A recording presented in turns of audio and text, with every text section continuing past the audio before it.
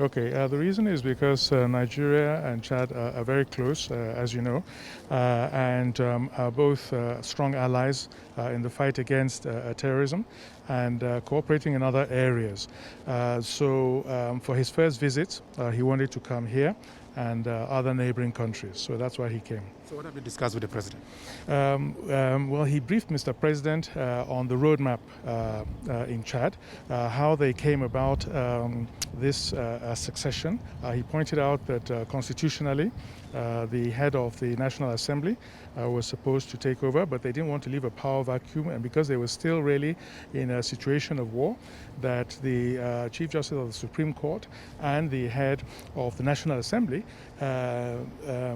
all met and said no, that they wanted the military council to stay in place and in power.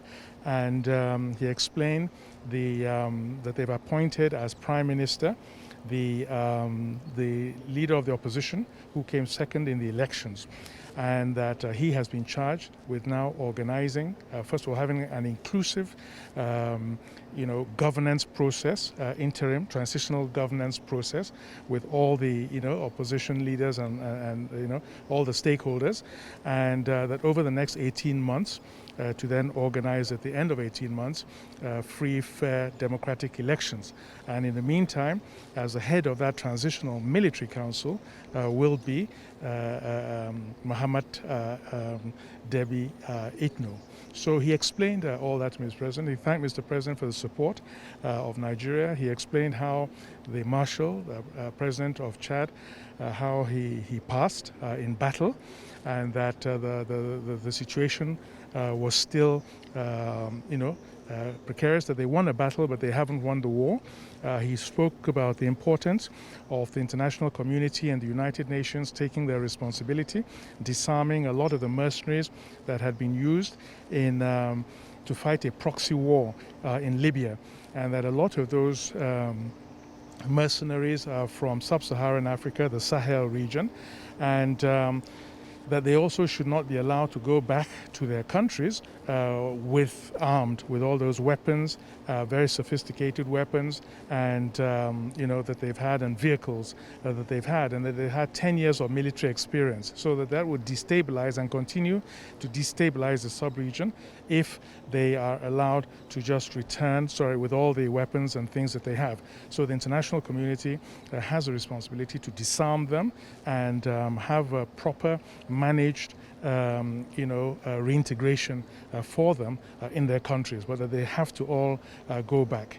And Mr. President, for his part, assured him of Nigeria's support. He expressed condolences at the passing of the Marshal, pointed out that the Marshal was in Nigeria not too long ago, and that how grateful we are as a country and him personally with the role that Chad and under the Marshal have played in supporting Nigeria in the fight against terrorism, that a lot of the gains that have been made was really because of Chad's very strong support together also with Niger. And, he said that there are two big institutions that are based in Chad.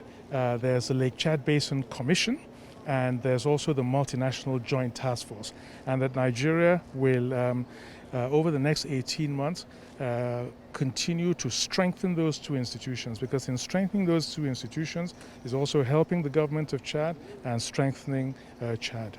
So arising from this high-level engagement between Nigeria and Chad, and with Mahatma now at the helm of affairs, what more are we likely to see in the battle against terrorism and insurgency in the region? Well, the most important thing is that we do not have a vacuum in Chad, and that the alliance will continue. That Chad will continue to play a very strong and important role with the side of Nigeria and the other multinational joint forces countries in the battle against terrorism. So that cooperation, I think, is we're now assured that it will continue, and that we need not worry about a political or power vacuum in Chad.